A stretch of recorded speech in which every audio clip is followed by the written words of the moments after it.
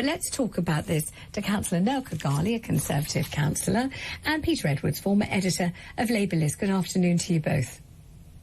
Good evening, how are you? And thanks very much indeed for joining me on the show. Good to see you both. Shall we talk about, first of all, the UK's lost decade? I mean, this is a story that's been covered in every paper today. It's been talked about. And I wonder, let's start with you, Councillor Khogali, whether you're surprised by this and whether you're let down, or whether you think it's perfectly possible in life for this kind of thing to happen and there's no reasonable expectation of increased prosperity year on year. Look, I think everybody, in the public and in government at the moment is going to be incredibly frustrated because we've had the triple whammy, essentially, of a global crisis, a war in Ukraine, COVID, and Brexit, all providing major challenges to the economy, which has essentially led us to this position, but also the international status to be quite challenging as well. So whilst I'm frustrated that internationally we've ended up in this situation, this doesn't mean that the last 10 years of government have been a failure. There's still projects on the horizon which are quite exciting. Something like HS2, which the government have recommitted to, despite the rumours that they may think about shelving it. Something like that does give me a bit of hope for the future. And there's still that light at the end of the tunnel that as a global, player and as a world, as we begin to move out of this, we can move out of it, with positivity and moving towards something that's going to help us all grow and, be better off, hopefully, in the long term. Peter Edwards, I mean, HS2, is that something you're pinning your hopes on, something that makes you feel a nice warm glow inside when you think about the future, or something you think's been a complete waste of money, a waste of space, a royal headache, and you would have quite liked to have seen it abandoned after all the investment, even now? No, I had many happy years living in the Northwest and in Yorkshire, and as a newspaper reporter, the Yorkshire Post campaigned for HS2. I think Boris Johnson downgraded it. There's a legitimate downgraded it in terms of length. There's a legitimate question in terms of asking, are we getting value for money? And could you put the same money towards smaller, more bespoke schemes like electrification between the East and the West and the North? But I think it sends a statement about investing in the north of England, which was something consecutive governments have talked about doing, yet at the same time, the burden of spending cuts has been shouldered more by people outside London. Tell me about the fact that we haven't progressed since 2013 in terms of finances. I mean, the Independent's really going with the predictable headline. It's being used in many papers today. And what they're saying is UK's lost decade. Biggest drop in living standards on record, with real household disposable income set to fall 7% over the next 2 years, sending British earnings back to 2013. Is this something, Peter Edwards, that disappoints you, something you think is inevitable after a pandemic and a war in Ukraine, or what's your take on it? It was certainly not inevitable, and while obviously I don't agree with Jeremy Hunt a lot of things, I think he generally is an honest person that has the right motivations in trying to support the UK. But I was extremely disappointed to hear him say a recession made in Russia, because that's not a truthful statement at all. The reason you have a cost of living crisis is because we didn't invest in our transport system. We didn't have security of food supply. We became reliant on other countries like Ukraine, which has suffered a tragedy for things like grain. And most, perhaps notoriously for the historians, we didn't invest in the security of our energy supply. We know Theresa May cut the gas reserves. So it's really important to understand a cost of living crisis is not just like the weather. It doesn't come out of nowhere. But that was the last decade. The gains are going to be wiped out by a recession of around a year, we're told. But then with the IFS report out today, we could have up to another decade of subpar growth in living standards and subpar growth of the economy. And I don't want to frighten people, but we could be talking about up to 2 lost decades. And there's always going to be force majeure when someone's in government for a decade, like the Conservative Party have been. But lots of these things were avoidable. And not just the macro picture, but come back to your previous question, the greatest pain is being borne by people outside London, and I believe that will continue. Let's bring Councillor Khogali into this. I mean, you hear what your colleague there has just said. What do you respond? Do you think he's right? I think the reality is that there's been a situation over the past, essentially since the turn of the century, where we've had what feels like it should have been a full century's worth of crisis. We've had, 2008 financial crash. I was very, very young then, but since then, just things keep going wrong. And again, this myth that this is just a UK problem is completely made up. This is something we're seeing across the world and across Europe especially. And if we're going to come out of it stronger, we need to be having these international conversations about the ways that we restructure our economy. There are so many more hiccups on the horizon. Something like AI could, in theory, destroy, 50% of the country's jobs in the long term. If we don't deal with those kind of questions now, we're going to be having the same conversation in 20 years where we have another crisis and we haven't dealt with it now because we've just been focused on this short-term recovery. Give us a little more insight. Really hectic 20 Councillor, years. give us a little more insight into that almost throwaway comment about AI could destroy the country's jobs. That doesn't sound very cheerful in prospect. What do you mean by that? Explain a little more.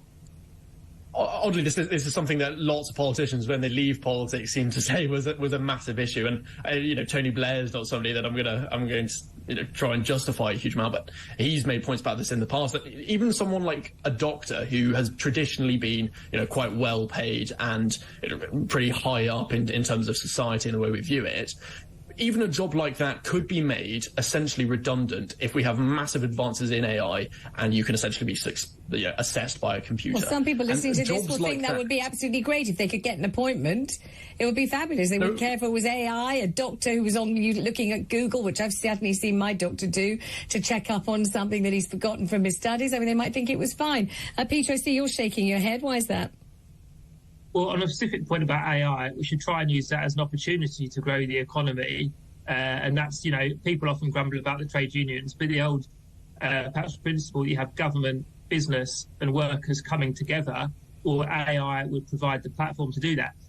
Vanessa, I thought you asked a great question about the impact of AI, for example, on GP services. What I would say is what we've had reinforced over the last couple of years, that yes, GPs have a lot of qualifications, learn a lot, but they also display emotional intelligence. Think about the GP that knows her or his patients, knowing the older person who can see their hearing or their cognitive skills going, maybe send them for a dementia test or hearing tests. I don't think I'd want my family members entrusted to a machine. Let's discuss Dominic Raab. We know 2 complaints have been made against him. He says he's got nothing to answer. He certainly will be able to answer. Obviously, the question to be asked is, after the resignation of Sir Gavin Williamson, is Rishi Sunak lacking in judgment? We know, of course, Rachel Reeves yesterday saying the Conservative Party behaving just like an episode of Dallas, the soap opera, resurrecting formerly defunct cast members who you thought had bitten the dust, and there they are bobbing up again. One of those, I imagine, Dominic Raab. Councillor Khogali, what about this complaint? And if these 2 complaints are upheld, it's a very poor look and much worse than just a look for the Conservative Party, isn't it? Yeah, obviously, I can't speak on what's happened behind closed doors. We can only speak about what's in the public arena. And the only 2 things really are Lord MacDonald saying that Dominic Raab is quite curt, and some tomatoes being thrown into a bag. So those 2 alone don't sound particularly bad. There might be something else behind closed doors, but the 2 things that we've got, in the public conversation don't really seem like bullying, which is why this is quite a weird story, and one that I imagine is going to progress further. But at the moment, this doesn't seem like a huge deal and seems a very Westminster bubble issue. Peter, do you think this is going to remain in the supermarket bag along with the squashed tomatoes, or do you think this is going to be one that bears fruit and it's not an attractive fruit, it's ugly fruit for the Tories? I think it's a problem for the Tories, and as you said, it goes to judgment. I think Noah was a bit naughty when he asked the question answered the question, is Dominic Raab a bully? We do not know that. We'll wait for the inquiry. Your question was about judgment. Prime Minister promised ethics on day 1, appointed Gavin Williamson. Gavin Williamson resigned again, and then he appointed Dominic Raab again, who'd already been demoted over his failed evacuation of British citizens from Afghanistan a couple of years ago. Rishi Sunak's been very careful, said, I didn't have a specific complaint against Dominic Raab, which perhaps gives a suggestion that he knew of some general concerns. Politics does go to integrity. I'd invite you to draw a contrast. Tony Blair sacrificed Peter Mandelson, his closest political friend. Peter Mandelson was subject to an inquiry. He was cleared by the inquiry, but Tony Blair was making a public point about integrity, and until the miasma of doubt could be cleared up, Mandelson was out of office. He came back because he was cleared. Rishi Sunak did the opposite. He was aware of a concern, if not a specific complaint. He appointed his friend anyway, either for political convenience or misguided loyalty. It's the absolute opposite of integrity. All right, now I have to ask you the inevitable but essential compulsory question of the day. You know I do. I have no choice. In fact, I quite enjoy asking. I've got so used to asking it, I feel it's part of my daily routine. So let me ask you, Councillor Khogali, first. Matt Hancock in the jungle. He might be the first to be voted out. He might not, on the other hand. Has he done the Tory party proud? Has he got the rehabilitation that he wanted to get, the forgiveness he craved?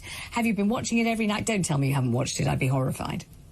All I can say is lots of friends of mine that would have never dreamt of voting Tory or supporting Tory in their lifetime have developed a soft spot for Matt Hancock, which I think means that he's achieved exactly what he wanted to by going in there, probably. And Peter, is it that easy? You just go on a reality TV show, you get paid a very high six-figure sum. Not that a six-figure sum in itself isn't high, but a really high six-figure sum. We're talking about £400,000. They say, you know, you eat the bugs, you know, you don't make a fuss, you hunker on down, you're a good old chap. And then the hey presto, forgiveness is achieved, your renaissance has begun. Well, it's not my place to offer condemnation or forgiveness, but there's a danger that Matthew Hancock, who had a pivotal role in history of his mishandling of the COVID crisis, adds further trivia to a very serious issue. You know, it was about 2 weeks ago when it was announced the group for COVID bereaved families and survivors put out a very succinct statement listing the number of excess deaths in Britain versus other countries during the time that Matt Hancock was Health Secretary. Yes, politicians should try and communicate on shows like this, but to take time off from parliamentary duties when you're seen as representing one of the biggest political and managerial failures that arguably contributed to excess deaths in Britain during the pandemic, I think that's incredibly bad taste, and I think no amount of bug eating or whatever part of a kangaroo's body it is can really take away from the seriousness of the concerns of the bereaved families. Thank you very much indeed for joining us, both of you. My thanks to Councillor Khogali and also to Peter Edwards, former editor of Labour List.